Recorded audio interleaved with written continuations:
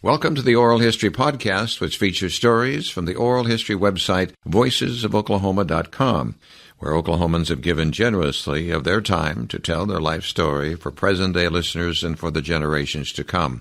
Our entire collection is available at voicesofoklahoma.com. By subscribing to our podcast, you will be notified of new Oklahoma oral history podcasts. So now listen to another interesting storyteller from voicesofoklahoma.com. Johnny Lee Bench was born in Oklahoma City, Oklahoma on December 7, 1947, and grew up in the small town of Binger, Oklahoma. His childhood dream was to become a Major League Baseball player. Under the guidance of his father, who decided that the position of catcher was the most direct route to the majors, Johnny was selected and signed in the 1965 amateur draft by the Cincinnati Reds. After 2 seasons in the minors, Bench made Cincinnati's Major League roster for the 1968 season. This marked the beginning of one of the most successful careers in baseball history. Elected to the Baseball Hall of Fame in January 1989, Bench is considered baseball's greatest catcher and was named the starter behind the plate of the All-Century team. Johnny Bench talks about his life in Binger, Oklahoma, and his storied career with the Cincinnati Reds on voicesofoklahoma.com. Hi, I'm Johnny Lee Bench, born December 7th, 1947. And your present age? In a week, 65. So I guess that makes me still 64. We're recording this interview by phone. I'm in the KWGS studios, NPR station on the TU campus in Tulsa. Where are you, Johnny, right now? I'm in Palm Springs, Rancho Mirage, as we speak. All right. In California. Are you there because you like to play golf a lot? Well, I play golf, but it's paradise. Where else would you be? We are really residents of Naples, Florida. I've been in Palm Springs off and on since 1971. I went with Bob Hope on the Christmas tour around the world in December of 70. He asked me to play in his golf tournament, and I started playing. Played about 25 years. Great friends of mine from Oklahoma, the Vosslers, developed Mission Hills and Landmark. I played out here a lot. He said, you need to have a condo. So after I retired and had saved up all my money, I bought a condo. The next year, a rookie bought the complex, so a little difference in funds at those times and earnings. But I've been very pleased. This is paradise to me. It's 352 days of sunshine. We have 2 small boys, 3 and 6 that are in school, so it's a little bit of a shuttle every day, a little bit of golf every day if you want to. If not, you can stay outside and just enjoy life. That's great. Where were you born, Johnny? I was born at St. Anthony's in Oklahoma City. Upon birth, I believe you had 2 older brothers. 2 older brothers, Teddy and William. They were 5 and 6 years older than I was. I have a sister, Marilyn, that's 19 months younger than I am. Your mother's name? Everybody called her Katie. She was Kathleen Bessie Cheney. Grandfather was Lon Cheney, not the Lon Cheney. And Verda was my grandmother. Clay and Pearl Bench were on my father's side.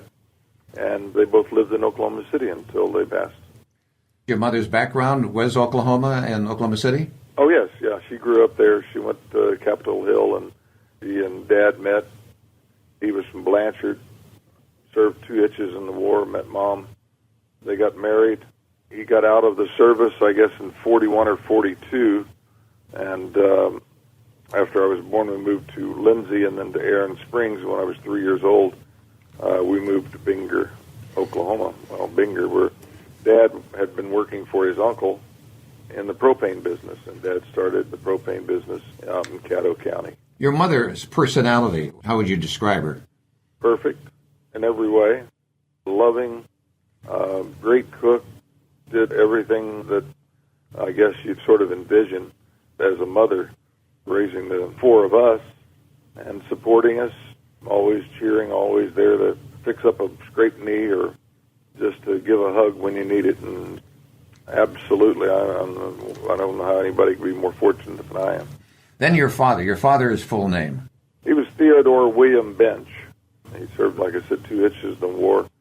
Ran the gas company, and he would get up around 4:30 in the morning, go out before it got too hot, delivering propane for the irrigation wells and all the houses around the area. He loved to fish. Started the baseball team when I was 6 years old. We rode around the back of the pickup truck in our little jeans and T-shirts. We played baseball in the backyard, and his dream was to have been a major league catcher, but serving 8 years in the war took that dream out of perspective. So in describing his personality, then, how would you do that? You know, he was a hard-working, very hard-working man who also loved to fish. I mean, he just loved to fish, loved to play dominoes when he had a spare moment and was in town. A good disciplinarian, just to the point of, you know, keeping the kids in line, and a great supporter of hoping that one day one of his sons would be a major league catcher. Teddy was left-handed, so that didn't work, and William was a catcher, but had he been a second baseman, I think things might have been different. But I was a catcher, although I hardly caught. I pitched most of the time. Dad was basically saying, keep your eye on the ball and throw past your ear, and that was the extent of it. They let us play. Our daily routine was when we had a break, we played home run derby. There was a game called Tin Can that we played in the backyard with the neighbors. Even on the workup games that we played, they let me play when I was 4, but my outs didn't count. So I started hitting and playing and competing against them at their level, whether it be just football in the backyard or out in the playground. I was given the chance to play, and then when it was basketball season, we played basketball, and when it was work season, it was work season. I delivered all the papers. I painted gas tanks for Dad. I mowed lawns. When it came time, we pulled cotton and worked on the peanut fields, combining, loading. And then when I was 15, I started driving the gas truck for Dad, delivering all the gas to some of his customers. It was just hard working. It was just great, but we always had time to do some sport or fish with him or do anything we really wanted to. Is it true that in your DNA you are 1/8 Native American? I guess I'm a 16th, but unfortunately we didn't get on the rolls. My grandfather, Clay Bench, his mother was a full-blood Choctaw, supposedly, but my grandfather was fostered out. I guess there was a family of 9. They were fostered out. They never really got on the rolls, but I've always been proud of my Indian heritage. Where is Binger in Oklahoma? It's about 2.5 miles beyond resumed speed. It's straight west of Norman, southwest of Oklahoma City, about 55, 60 miles. As you were in elementary grade, you were obviously playing baseball even then. Yes, we played. The game of tin can was our, it was an old mill knot can. They had the church key to poke at the top of it. Just make the holes, and then you got a bat that was splashed in half at the end. So you had a flat surface, and you throw the can. You hit it past a certain area, and it's a base hit and a double. If you hit it farther, triple, then a grand slams if you hit it into the shed. After you hit it a few times, you could throw curveball, screwball, sliders, and by the end of the game, it was just one solid round mass of tin or metal. We basically played with our bare hands, which made it fun and gave us a chance to really start learning to hit breaking balls and change of speed. And it sort of molded me, I think, to become what I was as a hitter. Mm-hmm. You mentioned hands. From an early age, you had unusually large hands and feet. Well, DNA will do that. Yeah. My dad was only 5'9", but his hands, when we would measure, my hands at the end was just barely past his. My brothers and sisters never really had that, but I was blessed with it. Everybody talked about it, me holding 7 baseballs in one hand, holding it straight out. And so it became sort of a conversation piece. And that became a nickname for you. Came in the hands, I became the little general, because when I came up to the Reds, they said they wanted a leader, and so I sort of said okay, and it was just in my DNA to do things right. I think the way I was brought up to do it the way it's supposed to be done, be on time, do what you're supposed to be doing. So I had those nicknames, and the Binger, Banger, everybody sort of had a headline. Even in the second grade, I think you knew what you wanted to be because the second grade teacher asked you what you wanted to be? Oh, yeah, Mrs. Rosser. Everybody had their deal, and when I said I want to be a Major League Baseball player, they laughed. Nobody really ever even thought about that. In 8th grade, Mrs. Tate asked everybody what they wanted to be, and I again said Major League Baseball player, and they laughed again. I'd gotten in school a year early. My mom thought December birth she thought it was January 1st for enrollment. When they sent me home with a note pinned to my shirt saying I was too young to be in first grade, of course I cried, but she went to see the school, and they found out I was in the top 10% of the class, and they said, well, he's all right to go. I got in school a year early, so in 8th grade I was only 5'2", with these hands and big feet, and big head. So everybody laughed again because really the only people scouting me at that time was Barnum and Bailey, the way I looked. But I grew 9 inches in the next 2 years, so when I was a junior, Mr. Rhodes asked the class, and when I said it, they didn't laugh so much this time because I was starting to really do well at baseball. Your dad obviously was very supportive. I mean, he started this Little League team. And we would lose. It was just the beginning of baseball for a lot of the kids, and we would lose. Dad would always say, "That's okay, we'll get them tomorrow. Let's go have a cheeseburger." Then at the end of the year, with all our playing and practice and tin can and everything else, we played a team that was undefeated, and we beat them. They were over there crying, and I looked at my dad and I said, "What's wrong with them?" And he said, "They haven't learned to lose yet, son. Let's go get a cheeseburger." And so I learned to lose, I learned to win, and I played to win, and that was the way baseball was to me. When I got to be 9 years old, I was advanced to play with 11 and 12-year-olds. Then when I was 12, I played with 13 and 14-year-olds. And then when I was 14, I played American Legion baseball with the 17 to 18-year-olds, really. And with those boys, you were batting a pretty good average, 355 your first year, 400 the second year. I have no idea. Well, that's a fact. Yeah, they had 3 catchers. I had to play at Anadarko, which is the county seat of Caddo County. They had 3 catchers, so I didn't get to catch much. I did catch one game after one catcher quit. The second catcher broke his collarbone. The third catcher had 3 pass balls in an inning, and they put me in. And I hit a home run in that game that beat Bobby Mercer's American Legion team. And then the other catcher came back. Well, at 14 years old, you get 17 and 18-year-olds. Then I played a lot of first base, a lot of third base until all the catchers graduated. And I wound up pitching, playing first base. Then I got to catch my last year in 1965. And as a pitcher, you were throwing the ball 85 miles per hour, a sharp breaking curveball, good control, and your pitching record was 84 wins and 3 losses. I tell everybody 75. I never really added it up, but yeah, I tell everybody I didn't lose my first game until I was 16, and that was in extra innings in a 9-inning game with a pass ball, and unfortunately it was in the regional finals. We wanted to win the state championship, and unfortunately it didn't happen that year. As strong a pitcher you were, your father could have promoted that, but he felt being a catcher would be the best for you. Well, everybody knew I was a catcher. I was just thought of as a catcher. One state tournament, I pitched the finals of the Invitational, finals of the county, the finals of the district, finals of the by-district, finals of the regional, final of the state. We won the state championship, but that year I hit .633, so I think they may have wanted to fall back on pitching. When I pitched, I even took infield as a catcher, so the scouts could see me. To make your throwing arm stronger, I believe your dad moved second base twice the normal distance from home plate? No, but he would stand about 200 feet behind, and we would play catch, and he would want me to throw it on a line. Like anything, the arm is a muscle. You develop it. I was born with the hands. I've had lots of strength from working in the fields. My second year, I never tried it until my second year in pro ball, but I could stand at home plate and throw it over the left field wall. Wow. Did others try to challenge you on that? Oh, yeah. Everybody wanted to see how far they could throw. When you're blessed with the DNA, as you say, you just feel capable of doing almost anything. And I never thought it was such a big deal. A lot of the scouts did. The Cubs really wanted me, and Billy Capps, the scout for the Chicago Cubs, loved me. He brought his head of scouting down to watch me, and I'd just come off of the class trip, a senior trip. I hadn't played in like 10 or 12 days, and I went 1 for 4. He said, "Please stay over. We've got a game tomorrow night." And he said, "No, I got to go check these other guys." So the next night I went 4 for 4 with 2 home runs and 2 doubles.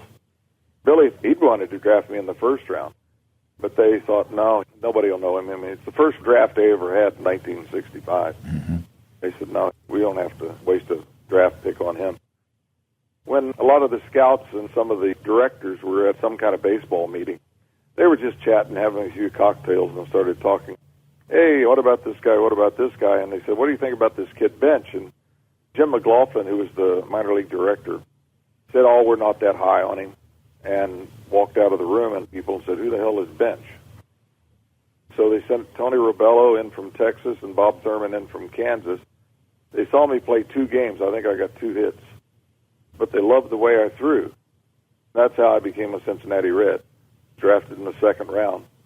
Actually, I was drafted twice. I was drafted John Bench out of Binger, and I was drafted as Johnny Lee Bench out of Anadarko.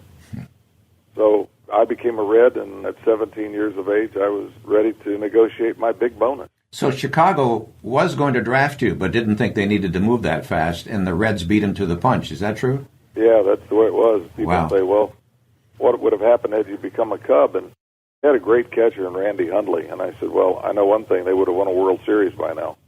So I guess that's a little dig on their part, but it was Billy Capps that really was so disappointed. He used to visit me when he was around.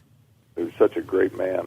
Unfortunately, Billy's passed away, but I felt so bad for him that he had found me. I mean, he loved me, and I didn't become a Cub. April 1st, 1965, you and your teammates were coming home after a game, and the bus brakes gave out. Tell us what happened. We had a great shortstop named Houston Dumbo. Everybody called him Spud. He was about 5'8", could run like the wind, could play basketball, could hit, could do everything. He was sick that day, so we would have stopped before we even started down the incline to let Spud off, but he wasn't there. So we started down the incline, and Lloyd Dempsey, our coach, said, "We don't have any brakes." And I yelled out, "Yeah, April Fool!" And looked up, and his foot was on the pedal. I said, "Gear it down." Well, he couldn't quite gear it down. "Pull the emergency brake," I'm yelling. Nothing was working. My dad had always said, if you ever have a problem, get in the floorboard. So I jumped over and grabbed David Gunner, threw him down on the floor, jumped on top of him as we tried to make the turn at the intersection. He couldn't negotiate it. The front right fender hit the guardrail. Then we flipped over and rolled down the incline about 3 times. A very sharp incline on the other side of the teeth. I can still see Jerry Scott. He was holding onto the bar in the front, going round and round. When we stopped on the wheels. My feet were hanging out the back door, and I was still holding on to David. Unfortunately for us, 2 boys lost their lives in the crash. That crash must have stayed with you in your mind for a long, long time. Well, it did. I mean, it more than anything made me numb. How fragile we are. We lost 2 great kids. I mean, as I said, Spud wasn't there. Danny Lopez wasn't there. He was sick as well. As it turned out, within 3 or 4 years, both of those boys lost their lives. Spud fell asleep with the car, and I was trying to get him a tryout with the Reds. He joined the Army, set the record for Fort Polk, Louisiana, for 4 minutes and 53 seconds with a field pack on. Danny went to the war in Vietnam and came back, and the lady pulled out in front of him, and he died. So you think about these guys, you know, you remember them as life and not in death. It sort of just makes me phlegmatic about all the things that sometimes happen. Mm-hmm.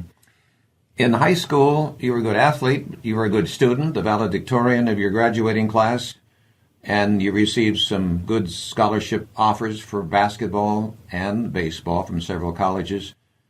I'm curious about OU. Were they offering you scholarships? They did. Yeah, I was All-State in basketball and All-State in baseball. I had them approach me. I had Oklahoma State. I went up to Oklahoma State. You know, they had a catcher at that time, and I just never got the feeling of, okay, we really need you, we really want you. So we sat and watched the game for a little bit, and Soch Haley, our junior high principal and one of my mentors throughout my growth, so that I was in Binger, I looked at him and said, "Coach, let's go." They had just not enough interest, so we just drove back home. That was the only time I've ever been in Stillwater. And I love it. I mean, I love the school. I support our schools and root for them. But I wound up basically going to commit to go to Phillips University because I could play both baseball and basketball. Joe Rickard was the coach up there at the time and really a nice guy. Oklahoma City recruited me. OCU recruited me to play basketball. Paul Hansen came down to visit. I remember years later, well, it was 5 years later, 1970, I was voted the Sportsman of the Year in Oklahoma, and I was back for the dinner, and Abe Lemons come up to me. He said, "Son, you just don't get it, do you?" I said, "What's that, Coach?" He said, "Well, you could have come up here on a scholarship to play basketball at OCU. You could have gotten your degree, and you could have been a coach by now at Go Dubo." And only Abe could do this. I mean, it was beautiful. I followed him wherever he went. He was one of my heroes, as, of course, the legend Bud Wilkinson was. And my all-time hero was Mickey Mantle. He was the one that inspired me at 3 years of age watching the black and white television with my dad. They announced now batting the next superstar, the switch-hitting center fielder from Oklahoma, Mickey Mantle. And I looked at my dad and I said, you can be from Oklahoma and play in the major leagues? That's what I want to be, and that's where it all started. Wow. So you definitely can point to your upbringing in Oklahoma, obviously your family, the combination of both as a reason that you were able to succeed. Oh, no question. I mean, every day I'm still an Okie. I'm a Sooner. It's just ingrained in you for the type of people that you meet, the way they were, their demeanor, their attitude on life, and my dad on watching the money and financials, working hard, taking care of your family, and looking out for others. So there are great friends in my life that I still have and still live in Binger. We've got the Johnny Bench Museum down there. We're sending about another 80 to 100 pieces of my memorabilia. We figure with that museum that we'll draw 5 to 6 more people into Binger. I mean, it'll just be just like a magnet, just draw them right in down to Binger. Right. As a young boy, we all, when we played baseball, pretended we were playing for a certain team, or we pretended we were a certain somebody. Were you imagining yourself playing for the Reds or the Yankees, or who did you think you were playing for as a youngster? Well, Mickey Mantle and the Yankees. Okay. I was the Yankees, and Crane was the Dodgers. We played tin can or wiffle ball, and he had his lineup of the Dodgers. I had my lineup of the Yankees, who was batting. And, of course, you got very little news. We didn't have the radio. I didn't listen to KMOX in St. Louis. They didn't play the Yankees. We got a newspaper once a week. Never really got to stay up to watch the sports report from Ross Porter. I loved it so much when I got to Los Angeles and Ross Porter was working with Vin Scully, and I was, hello, everybody. Of course, still to this day, every time I see him, hello, everybody. And, you know, Danny Williams, and gosh, I mean, people that were part of your life. But the upbringing was all in Binger. I mean, we drove to Oklahoma City. The boys would ride in the back of the pickup, and Mom and Dad and Marilyn be in the front of the pickup. We'd go see Grandma and Grandpa and both of them. We never really did much of anything else except work and play. Then it was on June 21st, 1965, you would have been 17 years old, you became a Cincinnati Red. Well, I was drafted, and the scout, Tony Ravello, came in, and he said, I hear you hurt your arm. Great negotiating, straight out of the chute. No, I'll throw for you in the front yard if you want to see me throw it right now. They came with an offer, and my dad said, no, that's not good enough. And so he said, well, I'm going to make a call. So he went down to the phone booth down at the corner, the only phone booth in town. He came back and said, well, we'll offer you $6,000, and because I wanted to go to school, we'll give you $1,000 for each 8 semesters you go to school. My dad said, no, it's not enough, but it's up to you. It's your life. I said, Dad, that's what I grew up to be. I accepted the offer, wound up getting on my first airplane and flying to Tampa, Florida, getting off the plane, going to the ballpark that evening. They were in the doubleheader. It was the 7th inning of the second game. I warmed up the pitcher in the bullpen, and I warmed up the pitcher at home plate in the 8th inning, and then I caught the 9th inning of that ball game. I was making $500 a month, and I was professional. Here you are this young, first time away from home. Oh, yeah, by myself, 6 pair of Levi's and 1 pair of dress pants. And probably homesick? Yeah, but like I said, this is what I grew up to be. I sure miss Mom when I woke up the next morning. I stayed on a side-away sofa, some of the players' apartment. Clothes were still on the floor, and breakfast wasn't ready, and all of a sudden, man, what do you do here? And the boys kind of took me under their arms. We had guys that some had signed, some were on their way out because they were going down from Double-A to Class A. We left the next day, actually, on a road trip to Miami. We had like 5 station wagons. Some of the players and the coaches drove, and here we take off with all our gear in the back and guys strung out. And we go to Miami, Florida to play the Baltimore team at that time. You've already brought up the name of Bobby Mercer. In that same year, 1965, he was making, in the fall of that year, September 8th, his debut with the New York Yankees. He's about a year or 2 older than you. Knowing that he was kind of following the same path you were, did you know him at that point? No, I got to see Bobby only when we played him. Well, I did see him in spring training down in Tampa when we would go to Fort Lauderdale. I was just so proud of him. He was such a great player, just graceful and swing the bat and do everything defensively. I was so proud of him. In those days, in 65, around that time, we had, percentage-wise, more major leaguers than any other state. And I was proud of that.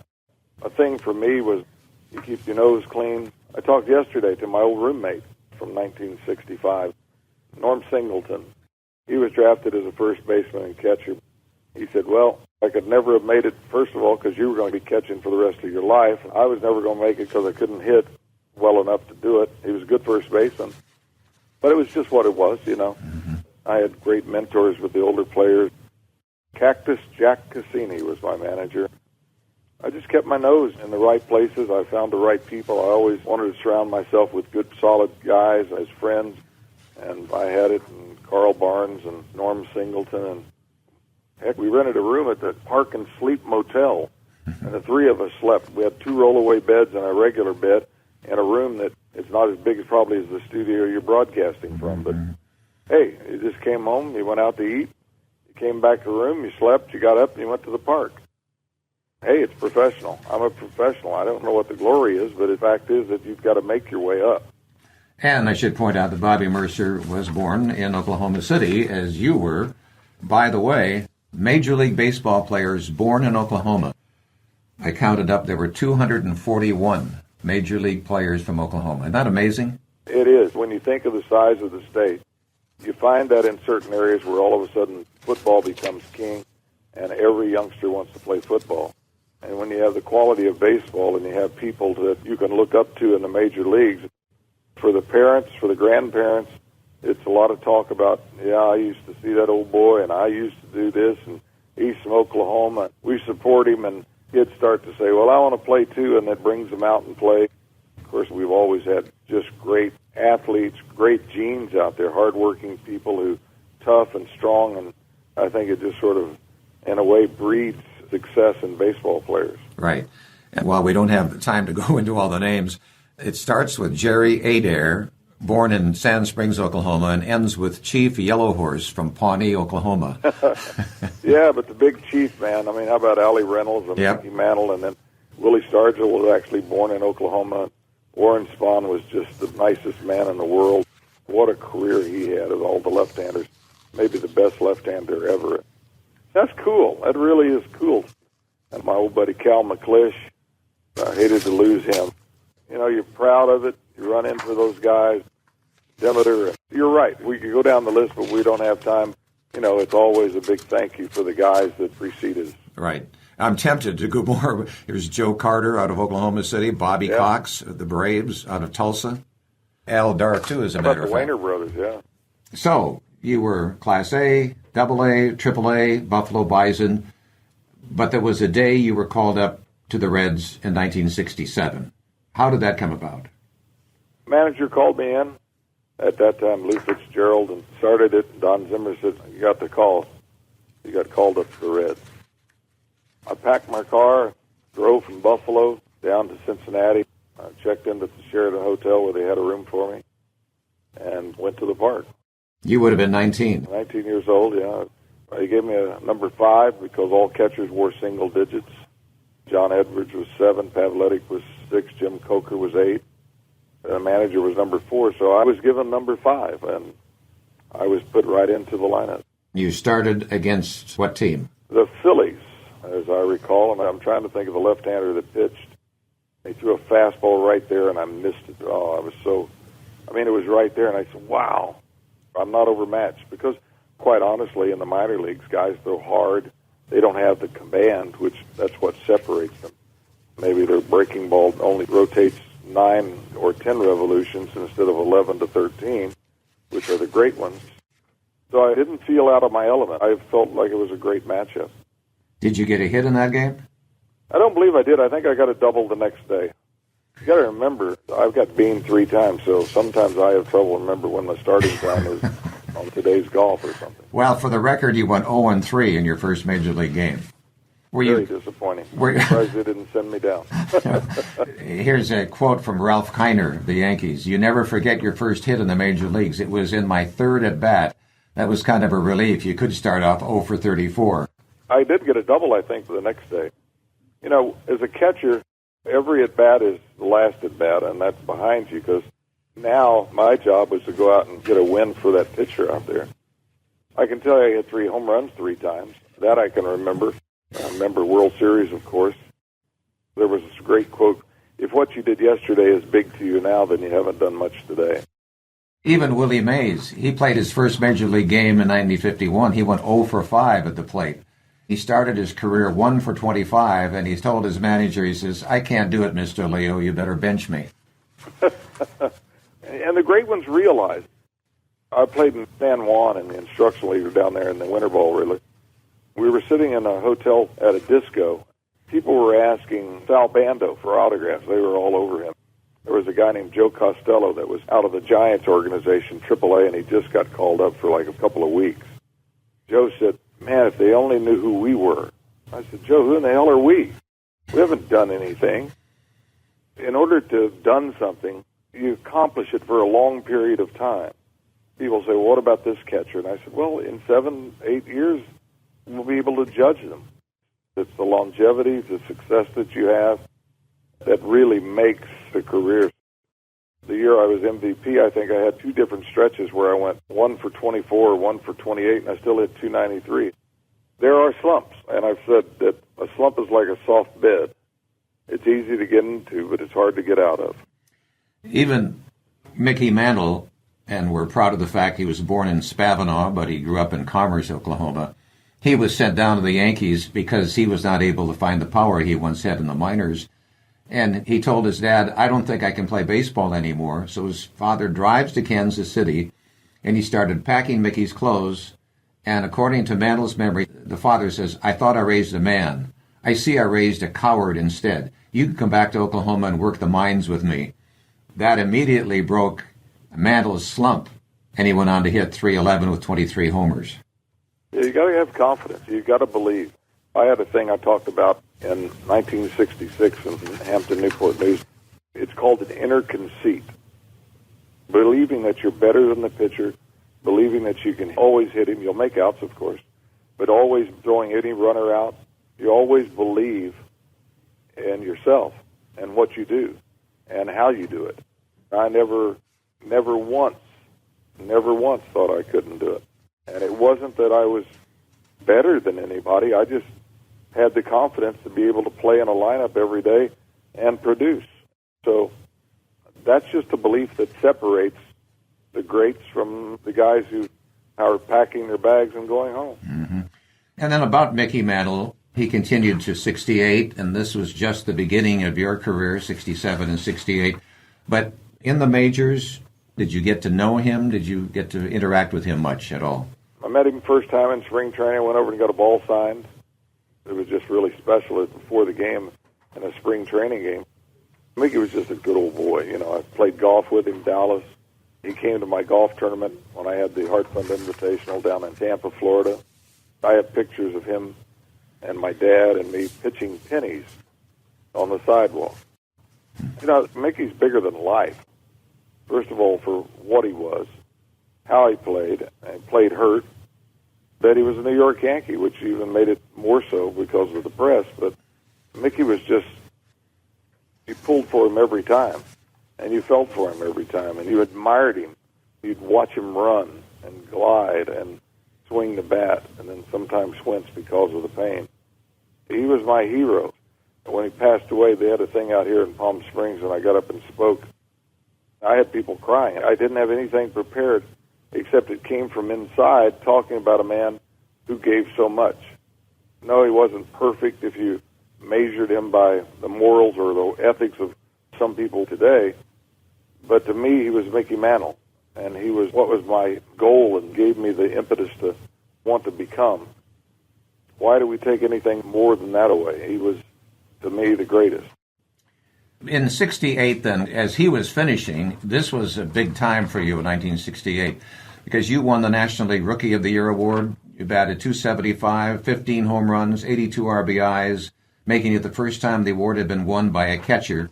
Also winning the '68 National League Gold Glove Award for catchers, which was the first for a rookie, and then made the All-Star team as well in '68. Did he ever compliment you or say something to you which perhaps would have been the epitome of your life at that time? He said the congratulations, but the epitome of my life was sitting in that locker room in the Astrodome for the '68 All-Star game. And I'm sitting in my locker. I was picked as a third catcher by Red Shingding, who's the manager, and I'm sitting there staying out of the way because I'm just 20 years old. I mean, I'm just trying to stay out of everybody's way, not spike anybody. I mean, these guys are going by me. These are the future Hall of Famers and everything else.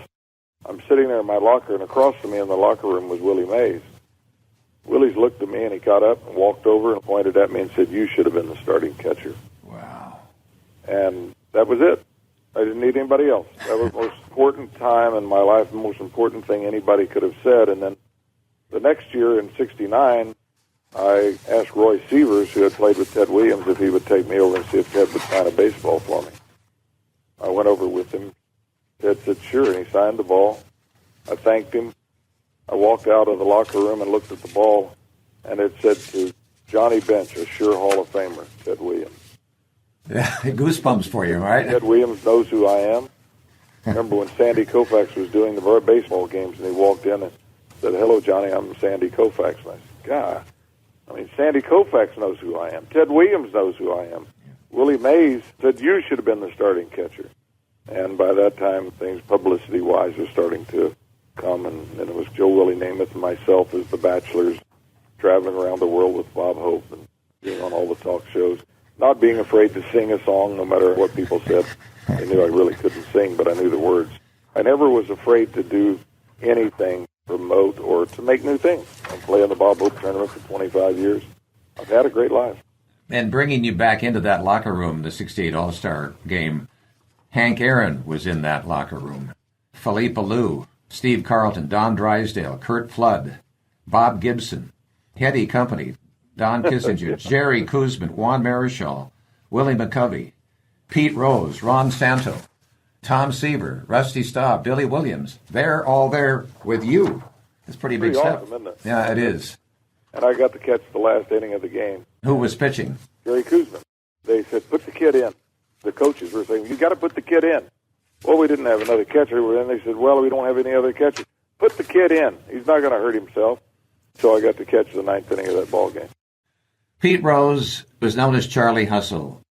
How did he treat you? Because he was there a couple of years, I guess, before you were there. Did he treat you, a newcomer, in a special way, or was he gracious to you? Put his arm around me and said, "Okay, kid, here's what we're going to do," basically. And we became friends, partners in business. Oh, yeah. Pete was driven. Pete wanted everybody. Pete needed everybody to play, to win. He was born to win. He was born to play. He wanted to be the first singles hitter to make $100,000. He wanted to drive a Cadillac. Pete was fun. He's one of the funniest guys you'll ever meet in your life. He's got more things going on. His knowledge of sports and everything else, what players' averages were, what they were doing, how they were doing, their fielding, always kidding, always there, not afraid to. I used to head slide all the time in Binger, Oklahoma, and I quit doing it because Pete did, because they would have said, "You're copying Pete," where I did that from Enos Slaughter. I wasn't great at sliding anyway, but I'd like to go head first. Then I had to change it. Then I had to learn to slide. That spirit that he had, which earned him the name Charlie Hustle, was that infectious so that it just went to everybody? I'm sure it had to be, just the way everybody did. It wasn't to me. I mean, I played that way anyway. So I wasn't going to kill myself backing up first base, running and jumping and doing everything else. And catchers had a little bit different role in what they were doing. But does anybody play harder than Pete? I did. But did I dive head first? No. I mean, he was my meal ticket. He got 200 hits. I could drive him in 100 times. He said, "You could hit 300. I said, "I know I can hit 300.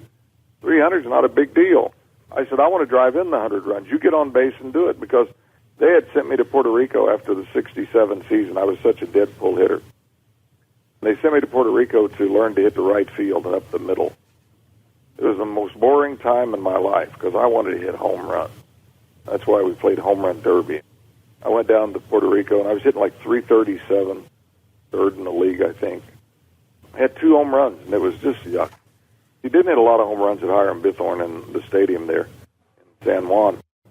The week before the Christmas break, we had a sponsor that was a jeweler, and he said, okay, for every home run you hit, you get a watch. So I said, the heck with right field. I hit 5 home runs in the next 6 games. Took watches home to my 2 sister-in-laws, my mom and my sister, and I kept one. And then I went back to Puerto Rico and started hitting the right field. Never did take, though. But I could have hit 300. I wound up hitting 300 in 1981 after I had sort of stopped catching. I could hit 300, but I'd rather hit for power. So many times, foul balls and injuries and everything else that people don't realize that catchers go through. A ball on your right hand, a ball on your shoulder. You know, reaction time, legs, all the things, the wear and tear that happens, it's what it is. Sometimes you can be deceived by average. It's like football. You can be deceived by the number of completions, so it's just what it is. About Pete Rose and his ineligibility and whether he should be reinstated. It was in August of '89 that Pete retired. He agreed to permanent ineligibility from baseball. He gambled on baseball. And the issue of his reinstatement and election to the Hall of Fame remains really a contentious one throughout baseball. How did you stand on all that? People buried me because I came out and said, no, he doesn't deserve to be in the Hall of Fame. And does he deserve it because for the on-field activities? Everybody knows he's got 4,000 hits and more. But it's the one rule that you don't break, and I made that comment. I said, no, and boy, I mean, Cincinnati, that's the boy. He grew up in Cincinnati. He was a Cincinnati native. People booed me. I'd go places, arena, I'd have to throw out the first puck, and I was booed. That was their boy, and he hadn't admitted to betting on baseball at that time. The real question is when people ask me at an event back in the days, shouldn't Pete Rose be in the Hall of Fame? I said, what do you think? She said, yes. And I said, well, okay, do you have kids? Yes. I said, well, go home and tell your kids there's no more rules. Doctors can lose their license. Attorneys can get disbarred. Peter Jacobson from the PGA Tour said it's not fair. I said, Peter, do you know the rules of golf? He said, sure. I said, you know how to break the rules and get kicked off the tour? He said, I never thought about it like that. So I've been on committees to help Pete get back in. Pete hasn't done what he's supposed to do, and so about a year and a half ago, Pete called me and said, can we talk? We sat down. He said, I want to apologize because I ruined your Hall of Fame year. Everybody wanted to do an interview. Johnny, congratulations on being in the Hall of Fame. What about Pete? And it didn't make a great year for me. Now time has passed long enough, but here's the question that's still coming up, and it comes up all the time. I don't know why people don't have an answer. You were in 4 World Series, 70 and 72, but in 1975 World Series, it's been ranked by ESPN as the second greatest World Series ever played, and Cincinnati won the series 4-3 against the Boston Red Sox. Yeah, but what do they really know? It was the best. Saved baseball, brought baseball back after the strikes and all the other things that were going on. So number 2, I can't imagine what number 1 is. Hope it's not the Cardinals and Rangers or something. Because nothing could be better than what we had, and everybody to this day knows all about it. The 6th game of the series was a 12-inning classic. Do you have memories of that particular game, that 6th game? Bernie Carbo, of course, was my old roommate. He was the number 1 draft choice of the Reds in '65. I was number 2. We were roommates. 6-3 was the score when Bernie came up. We threw a slider in on his hands, and I have no idea how he even fouled it off. And then it would pitch out over the plate. He hits for the 3-run homer. They have the bases loaded in the 9th inning. We bring in Will McEnany, nobody out. Bases are loaded. I give Will the sign for the slider, and he throws me a fastball. I don't know that I would have caught it, but Fred Lynn swung at it, popped it up down the left field line. George Foster catches it. Denny Doyle tags up. Don Zimmer's yelling, no, no, no. He thought he said, go, go, go. It wasn't a deep fly ball. George steps out, throws one hopper to me. I tag Doyle out. We've got double play. And I grabbed the hold of Will, and I said, Will, you crossed me up. I gave you the sign for the slider. And he said, well, sometimes those things work out. And he walked back to the mound. We got out of the inning, and then, to me, the greatest catch ever in World Series was Dwight Evans when Joe Morgan hit a ball deep to right field. I don't say that Darryl caught the ball caught him. He turned around through it, had a double play. Then we went to the 12th inning. Pat Darcy had pitched the 11th and had done well. He warmed up in the 12th, and there was nothing. I looked over to Sparky in the dugout, and I said, no chance that we're getting out of this inning. Yeah. And then Carlton Fisk hits a home run, and we have to play a 7th game. Here we were looking at becoming the Buffalo Bills or the Denver Broncos that couldn't win a series after being in 2 already and losing. Of course, Tony Perez hit the home run. Joe Morgan got the base hit. That was what baseball was all about. You can win individual awards. When I walked into that locker room after that 7th game, 25 players were world champions. Coaches, managers, trainers, equipment guys, sponsors, owners, and millions of people all over the country that loved the Big Red Machine. There was nothing greater than celebrating. Everybody was equal, a world champion. You have the parades and people are thrilled. I still tell people the effect it is on fans. When the Red Sox finally won a World Series, there was a family in California that went outside and poured champagne over each other. So we do a lot for a lot of people's lives. That's one thing that's great about the sport of baseball. While it is a team, it still does come down to that individual, because every one of you have to stand up there at that plate all by yourself. Well, it's like life. There is no I in team, but it's all eyes. Whatever businesses you're in, you better have the best people at each position. Oh, you'll win as a team, but they don't say, okay, we'll take this team over here for the all-star team. No, they take the best players at each position. So if you're a car dealer, you better have the best general manager, parts manager, salesman, a great product, and you really have a great team, but it's all made of great individuals. In 75 for that World Series, are your parents then able to be watching you? No, they moved from Oklahoma to Cincinnati. So then they were with you? Oh, yeah. And to watch you? Oh, yeah. And your dad? They moved up, and they ran a motel up there. Gosh, people would come for the weekends, and they'd spend the weekend, and Mom would cook because the office was their house, basically, where they slept and where they cooked. They had a living room, and there was always people sitting out on the porch there, just baseball fans, and Mom and Dad loved it. They would come to the games all the time. My dad was just a good old country boy. Loved it, knew the game, and every time I swung the bat, he swung the bat. I was still playing for Dad. The Big Red Machine, as I understand it, Bob Hunter, a Los Angeles sports writer, first called you the Big Red Machine. I don't know. A few people has been credited to announcers. You know, they're playing like a machine, a well-oiled machine, and a red machine, a big red machine. Some people have taken credit. Of course, Bob was one of the great writers of our time. He and Jim Murray and Milt Richmond in New York and Furman Bisher. These guys, you love to see them because they were fair, they were smart, they were great writers. However, the Big Red Machine it was moving. It was great, and of course led by one of the greatest people in my life, Sparky. And about Sparky, I understand he saw Pete Rose one day fielding grounders at third base. And something clicked with him. If I put Pete there, then everything else began to fall into place with you and Tony Perez, Lee May, and Bobby Tolan, and he built on that. Well, he was in left field when George Foster, we traded for George Foster. And he said, Pete, I want you to take some ground balls at third base. I want you to move to third base because I want to put George in left field. And he said, well, when are you going to do that? And he said, tomorrow. So here's Pete moving to all-star at 5 different positions. Nothing phased him. Nothing. I mean, you wanted him to do it? Hell, he'd bust his butt doing it. I mean, it was just the way it is. I played every position but short, second, and pitched. Sparky gave me a chance to play in the outfield, which was always a liability. He gave me a day off catching, but I was still out playing in the field. But if you asked Pete, can he catch, he would have caught. It didn't matter to him. All he cared about was playing baseball. He loved it. Sparky Anderson, some comments about him. He was born in Bridgewater, South Dakota, moved on to Los Angeles when he was 8 years old. He became a big figure in your life?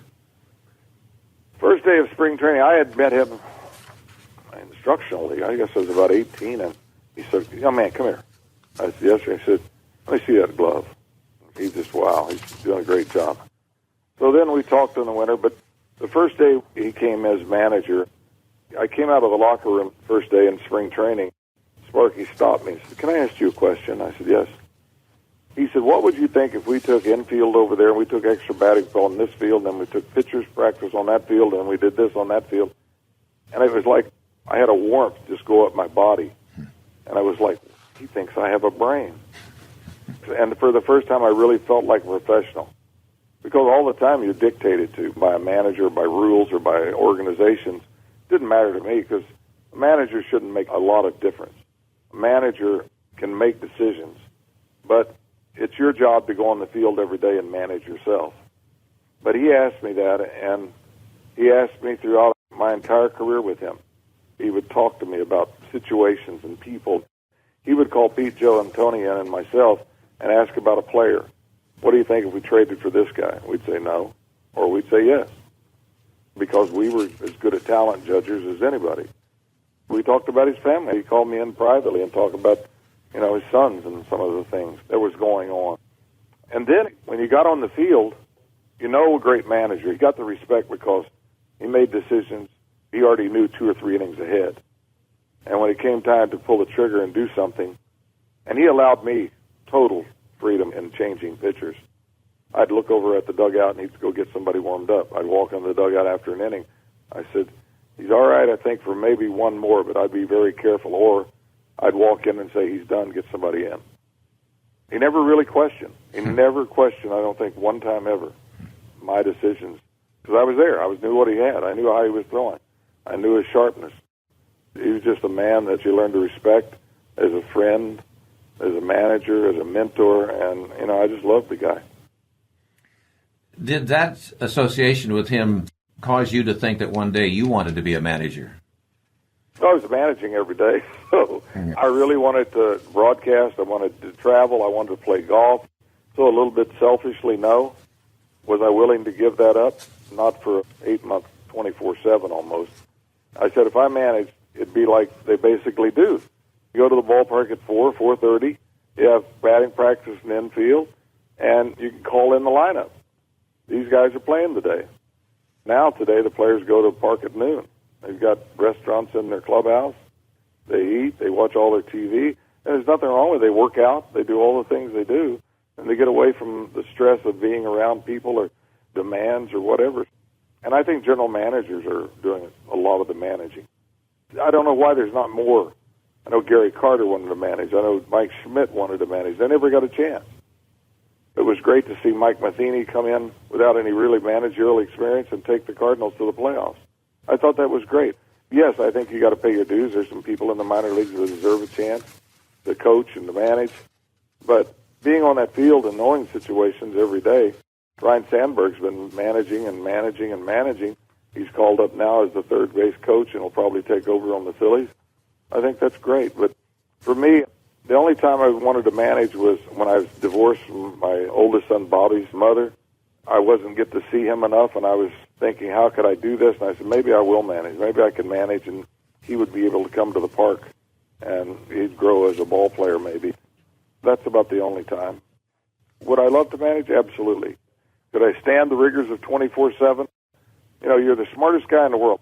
I'd put on that managerial uniform, and I'd be the dumbest SOB that ever walked the face of the earth. Bobby Knight once said, a critic is a legless man who teaches running. The press and the radio talk shows, the assassinations that go on every day on the air, talking about players and what they're doing, their extracurricular activities. People ask me, what's wrong with the game? I said, nothing. Turn off the radio. Don't read. Just go to the game and enjoy. Just enjoy the game of baseball. It's still beautiful. Do you think that today's game itself is different from when you were playing? No. It's just money that causes agents and people and attitudes. They don't need the press. They don't have to work with the press. And the press really doesn't really care about working with them. They'd love to get a story, but a headline of some fashion will get them the credit. They'll write the story, and people will send it all over the country. It's not about great game, 2 for 4 today, he had 2 assists, he did this. No, that's not what you read. People want to know everybody else's business. They want their life to feel like they've got something going on in their life. that'll keep them involved and interested. And so the negativity of it all sometimes is beyond me. So you still appreciate those guys like Vin Scully, who still does broadcasting, and Milo Hamilton, those people that have been great throughout the years. Then I want to take you to the 76 World Series, because then this becomes a back-to-back World Series, the only time happened for the Cincinnati Reds. This was a head-to-head matchup with the New York Yankees and catcher Thurman Munson. We can point out immediately, Munson batted .529, you batted .533, you were awarded the World Series Most Valuable Player Award, and the Reds swept the Yankees in 4 games. Did you feel this between you and Munson, that this was a big deal between the catchers? No, Thurman was one of the great guys. The first time we met him, it was just, man, you're doing such a great job, and you're this, and you're that, and don't you just love it, and everything else? I mean, it was immediate. It was immediate friendship, and it was immediate respect. We were totally two different types of players, but we were totally two catchers, so we had a bond.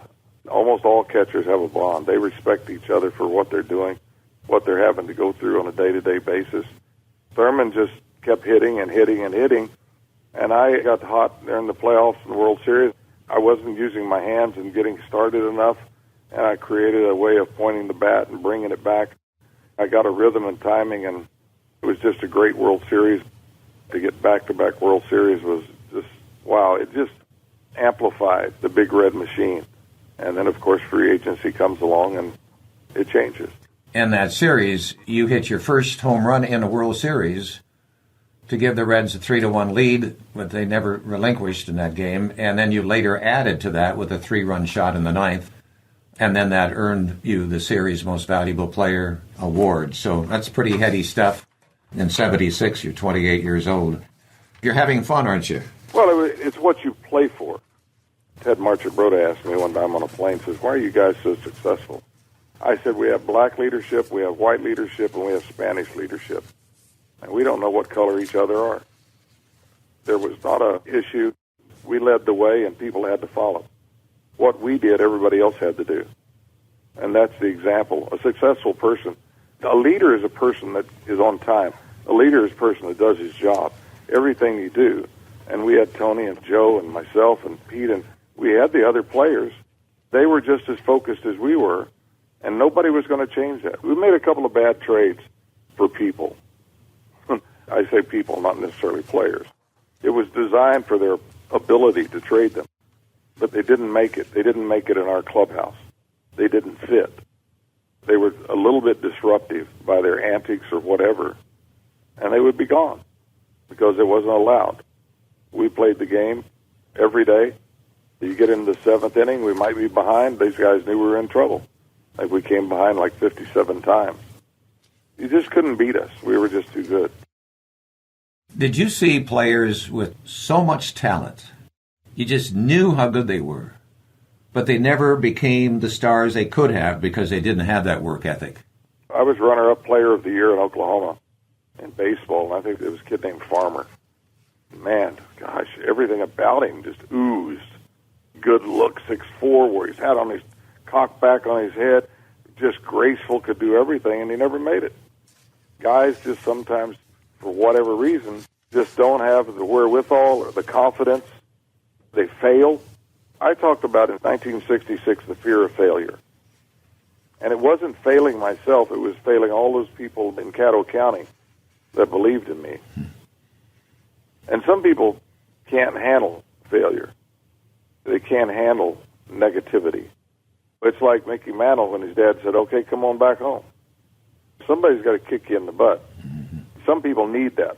Other people are driven enough to be successful, to understand that we'll get them tomorrow. We lost the game. Let's go have a cheeseburger. Some people never see that. Could be the name of a book for you. Let's go have a cheeseburger. Well, I've got a book called Catch Every Ball, How to Handle Life's Pitches. Yeah. In life, people come to me and say, my child wants to be a catcher. What do I tell them? I said, catch every ball. I talk about the vowels of success, the AEIOUs of life. And the book, Catch Every Ball, talks about the fact that it's not just baseball, it's everything in life. You got a producer in the studio that if you throw something at him and he can catch it and do it, he's probably going to have a regular job. He's probably going to keep moving up. If they come to you with statistics, you're way ahead of everybody.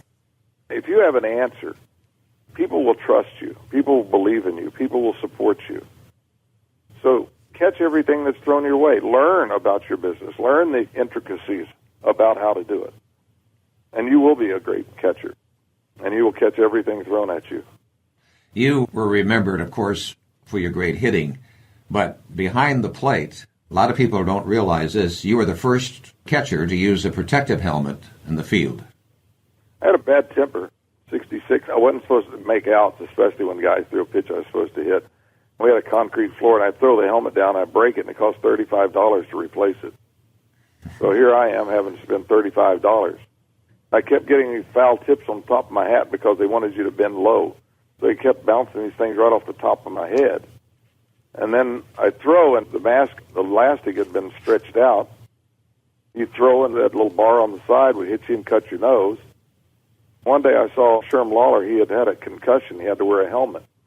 And I'm thinking, man, if I turn this helmet around, I don't throw it anymore. I put the helmet on, I put the mask on, and the mask didn't move. Now when a foul ball hit me in the mask, it didn't jar as much. When I threw to second base, it didn't go sideways. And I said, man, this is it. This is the way to do it. Of course, it became standard now for everybody. You popularized catching one-handed. Sometimes we think everybody did that, but you started that. Well, I broke my thumb twice. I said, man, this isn't working. I got to get this thumb stuck somewhere else. I think Randy Hundley was doing some one-handed catching, and Elston Howard had used this glove. So I grabbed this glove. I had 15 passed balls my first year, and I didn't have any the second year because I learned to catch every ball. My way, the best way, the only way. People squat differently. People think they got to get into a catcher's stance one way. No, you got to squat down like you can naturally, so your body's natural, so you have balance. Then you learn to catch everything that's thrown at you. Then I took padding out of the glove so I could be softer, so I could do sweep tags. I could keep my right hand down to my side. I didn't break my thumb again. Didn't break another finger on my throwing hand. There's so many areas we could go into your career, but let's bring you to September 17th, 1983, which is bench night in Cincinnati. Over 53,000 fans are packed into Cincinnati's Riverfront Stadium. The game is between Houston and the Reds. This is to be your final game. I made a decision in June, sitting in the hotel watching another rerun of I Love Lucy or something. We'd been to a movie, my buddy Tommy Hume and I. I came out of the movie and said, Tommy, I'm going to retire. No. I said, yeah, the future of this team is not there. We won't win for the next couple of years. Free agency's drained us. I said, I want to retire. So I went to tell the general manager, Dick Wagner. I said, Dick, I'm going to retire. And he said, would you want to go to St. Louis? Whitey Herzog had wanted me to play first base. I said, no. So September the 17th was the night they chose. We were having a bad year, and you don't know. I mean, I was kind of interested in what's going to be the attendance. I said, we're hoping we get 35. It could be 40.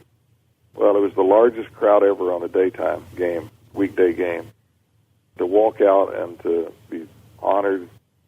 Your career, you play for all of them. And it was now my night. I look around and people are on their feet, and it's just magical. It really is. I guess, I did have a good career. I was presented some gifts and some things, and I said, I'm going to try like hell to play good for you tonight. I got back behind the plate. I broke 17 bones. I was creaky. I had a bad ulnar nerve. My back was bad. It was time. It was time to change. That's what you have to understand is if you make your decision to retire or quit, then you can live with the decision. Some people get released and everything else, and they spend years and years trying to prove to everybody that they still can do it. But I couldn't be Johnny Bench anymore, which was not good enough for me. I was on a huge contract, $900,000 a year for another 2 years, and I walked away from it. I wasn't earning the money, first of all, and I couldn't play like Johnny Bench anymore. But that night, I hit a home run, my final home run in my career, 389. They gave me Joe Nuxall's call of the play, and he had tears in his eyes. He's crying. There were 53,000 people that were on their feet. I gave them something, they gave me something, and it was a great night. In that game, you actually walked at the first inning. I know everybody in the stands were waiting for you to hit that home run. Yeah, the pitcher got a few boos on that. But then you came to bat in the third inning, and the Reds were trailing 2-0. And then that's when you... Was anybody on base? Yes, I think there were. I think it was one or two guys, actually, because I remember Paul Householder and Nick Kosaski, I think, were on. They were at home plate. I can still recall coming around and yelling. There's a flashback here, really. It just got a flashback.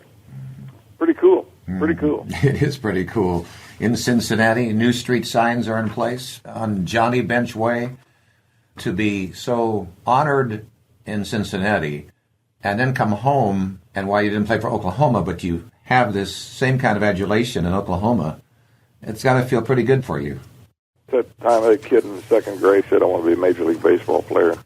I guess he fulfilled that pretty well, and got a statue in Cincinnati now, and I have that big statue outside the ballpark on Johnny Bench Way there in Oklahoma City, which I'm so proud of. I mean, I really am proud to be back. There's nothing like going back, driving down to Binger and sitting at Crane Cove. People come in there all the time anyway. You don't even have to go anywhere to meet anybody. They just come for coffee or the gas or whatever they're doing. We have a reunion every now and then. I get to see some of the old classmates. It's fun to remember. Oh, there's not much else. I mean, I'm in 13 Hall of Fames. I don't know if that counts for anything. But well, you were elected to the Hall of Fame on the first ballot in 1989, the third highest voting percentage ever, behind only Ty Cobb and Hank Aaron. How does that feel? It's the greatest. I tell everybody I really didn't go in. My dad did. He was there with me and Mom. And it was just, gosh, for him, it was everything. I haven't been around a lot of the Hall of Famers. I was welcomed. You know, you walk among the greats, greater than you are, all of them, and then see Dad walking around the lobby and just the pride he had. So Ted and Johnny were going into the Hall of Fame. His name is not on the plaque, but it should be. Your dad, he passed on in what year? 1991. And your mother? It's been 7 years, I believe, now.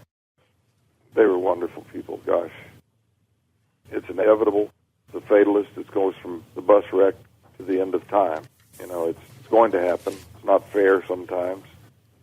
I told a guy one day, sorry about your wife passing. He said, don't be.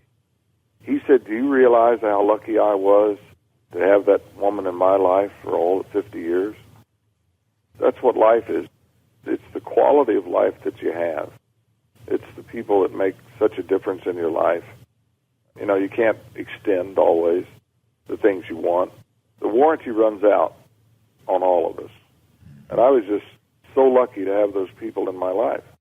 How can you have a better set of parents and be so lucky to do what I've accomplished in my life? I've made them proud. They were unbelievable. And the warranty just ran out. Yeah. You were a broadcaster for the Reds from 1987 to 1990. And you've been very, very supportive of Oklahoma on the Seniors Golf Tournament, which you have emceed. During our state centennial, the Macy's Thanksgiving Parade, you spoke to the audience. And in that year, the Rose Bowl party, and on a float in Pasadena. I was there, I saw that. Got word that someone couldn't make it, so you held up a sign that said Bobby Mercer. Yeah. And then the parade in Oklahoma City, you and Miss Americas, and then your statue outside the ballpark. You have given a lot to this state and given of your time. Speaking for all Oklahomans, we're proud of you and everything that you've given to our state. I've been lucky, and I'll always be an Okie. I still talk to Toby Keith quite a bit.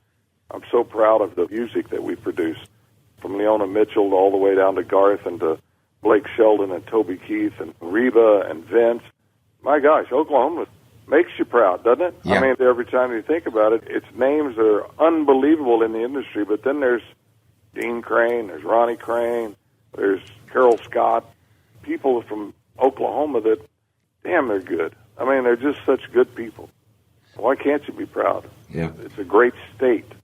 We've set a standard for a lot of people, business-wise and oil-wise and rodeo. Jim Shoulders. Yeah, I'm proud of all of them, and I'll always be proud to be from Oklahoma. Here is something that just happened Tuesday of this past week, where Marvin Miller dies. He was 95, an economist, a labor leader. He changed baseball and ultimately all professional sports might have affected even your pay yourself. Did you have a comment about Marvin Miller and how he was able to change contract time? Yeah, there was the good and the bad. You hated the strikes. I hated them. Fans hated them. Marvin's sole interest was to better our lives, to equalize the money. Money was being made by the owners. Players should have a part of it. They should earn more and should be compensated. Marvin did that in a great manner. He fell one short vote shy of being elected to the Hall of Fame by the expansion committee. Part of it was from the votes that management voted. 95 is a great life. I talked to him. The 1st of October, I talked to him when he was in hospice. I had a chance to say hi and to thank him for what he did for baseball. Yeah, he's a great figure, and I'm sure that may change someday, that he may be in the Hall of Fame. Advice to the young people who will be listening to this for generations to come of any profession, and obviously for those who are interested in playing baseball. What do you say to them? Work hard, watch the great players, emulate them, be yourself, catch every ball. How would you like to be remembered? You know, as a really honest, good, hard-working player, gave every bit of it every day, a great father, 3 boys, 22, 6, and 3. Still working on the 6 and 3-year-olds because I'll still be here for a long time for that, hopefully. And to know that I represented myself to the family and to the people of Oklahoma in the manner that one should, I accomplished a lot. If I wanted to sit back and say, I did this, I did that, no. I've only got a couple of statues or pictures up here of going through stuff that I've collected. I'm going to put it out in Oklahoma and let other people see it if they like to. The museum is good already. The MVP trophies, Rookie of the Year awards, bats, gloves, gold gloves. I think I made a lot of people proud. And if they don't like me, that's okay too. There's always something going on, so I never worry about that. Just keep the positives in your life. Just do the right thing. And it's rare for a player to play for the same team these days as many years as you did on top of all that storied career. Yeah, well, I'm sure that everybody, even you, probably had a chance to change jobs. You were a free agent. Sometimes you have to take the best thing that comes to you. And sometimes they don't want you around anymore.